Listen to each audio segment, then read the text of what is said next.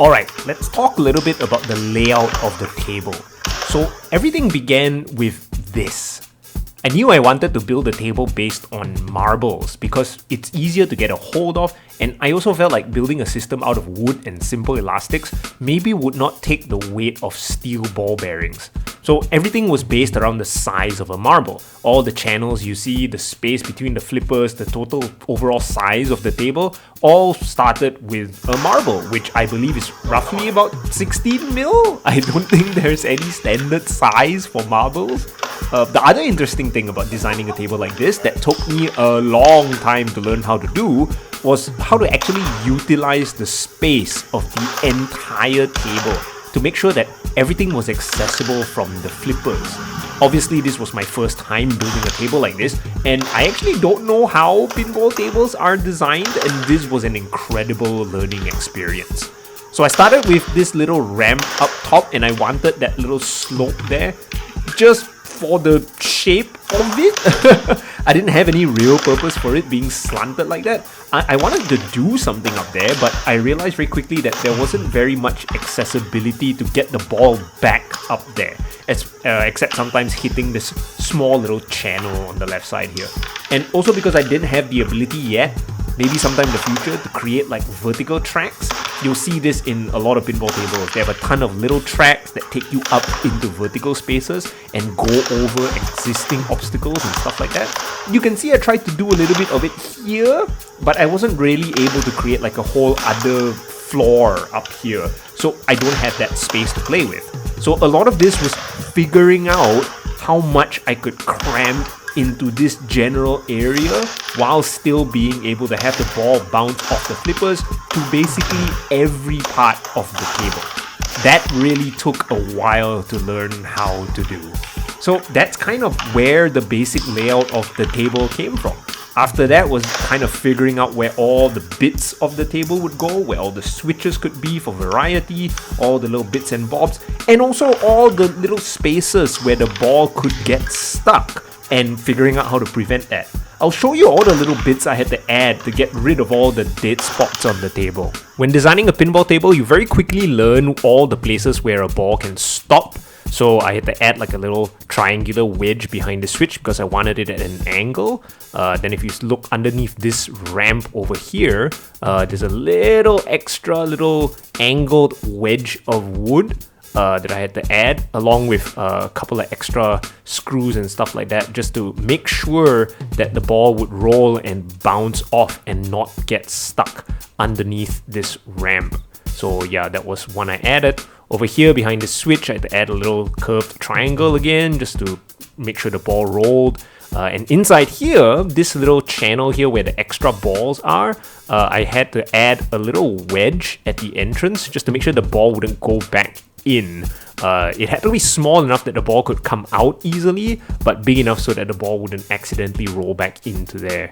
And then behind here is just, rounding off all these edges, making sure there weren't any like flat spots that the ball could stop. And then these guys, these are just little like widgets, but they're a little bit too light right now, so they don't turn easily. So sometimes the ball does get stuck on them, but I just wanted something so that, the path to go to the switch, you needed like a higher level of accuracy. So there's just stuff in the way.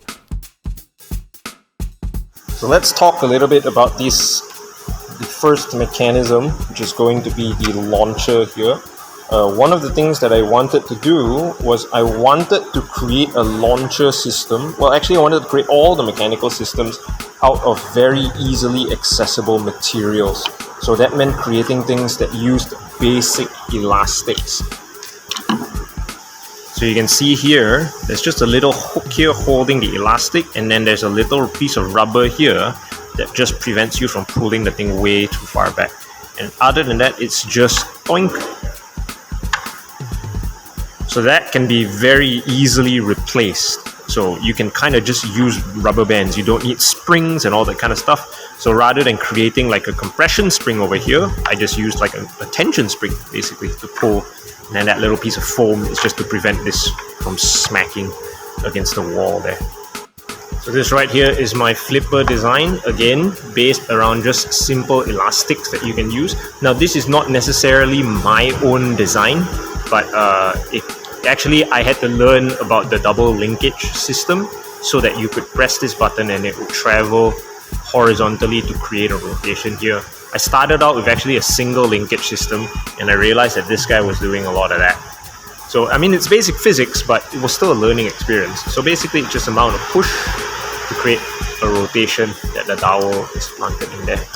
A lot of these things were also designed so that they could be easily removed and repaired, which is why you've got simple screws here, here, here, rather than gluing this in place.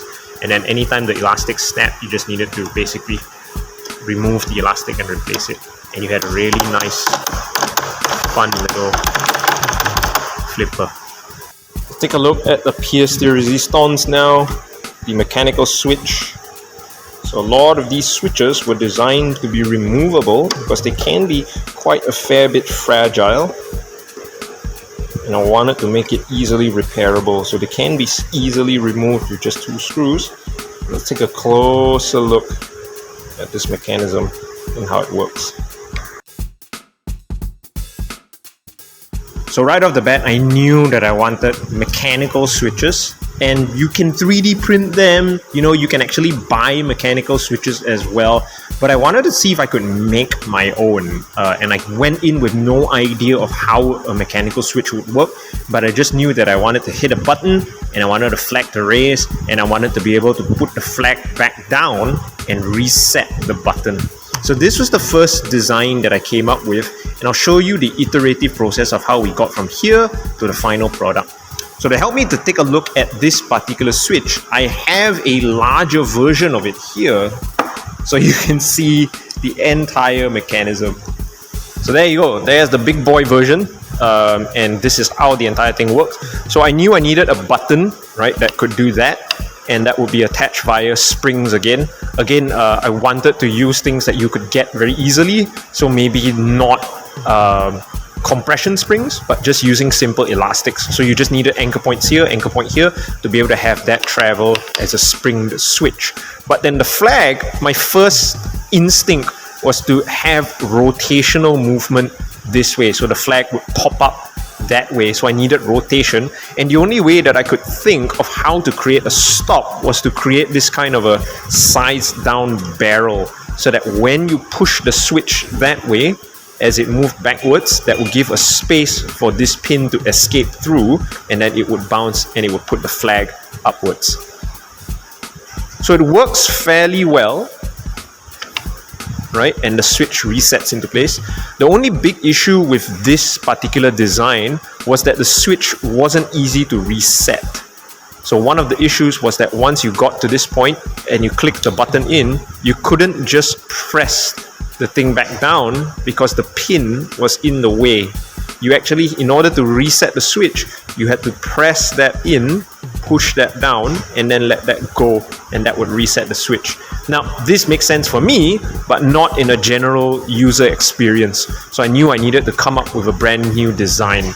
But before that, the second iterative process was to take this guy from here and try and shrink its size down to about as small as I could make it. And that was the size that we ended up with. That's roughly about 40 mil by 40 mil. So this is as compressed that I could make the mechanism. And it still works. You can see if I press that, boop, the little flag goes up. And if I press that in, I can reset that little flag right there. So it's still a functional switch, it's just that the reset mechanism was not something that I was looking for, so I had to design. And the solution that I came up with was to copy this design. So it was very easy to conceptualize at first because, you know, it made a total amount of sense. All you needed was a little stop here, and you've got elastics here holding this up. And this guy, instead of rotational, now you're making the flag go horizontal and vertical, or whatever the dimension is, and you just need to push this switch until that went down. That would release the flag to pop up, and then you could essentially just push and it would press the spring down and would click back into place. and that will be reset and ready to go. So this was a far more intuitive design. And I mean, you know, kids, toys, designers, they figured this out really easy. But the second iterative process behind this was to take this mechanism and see how I could fabricate it on the smallest scale possible, which is where we ended up with this.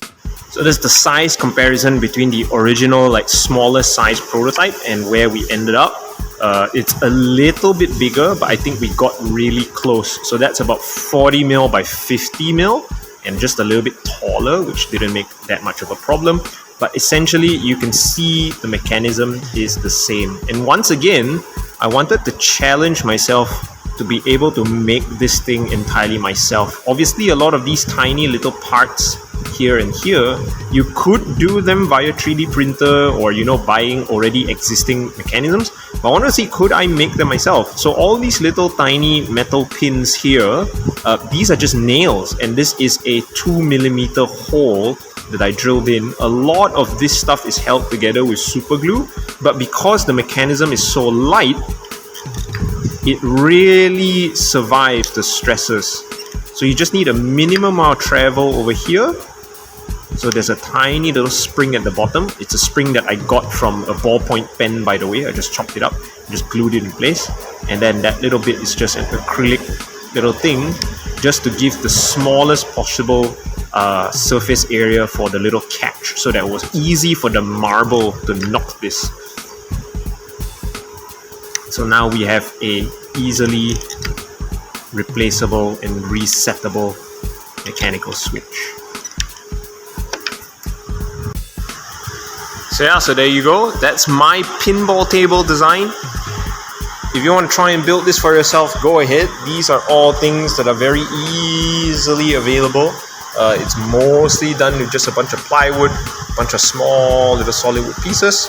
You want to try and build these mechanical switches yourself, feel free to do so. I hope this video inspired you to give this a try.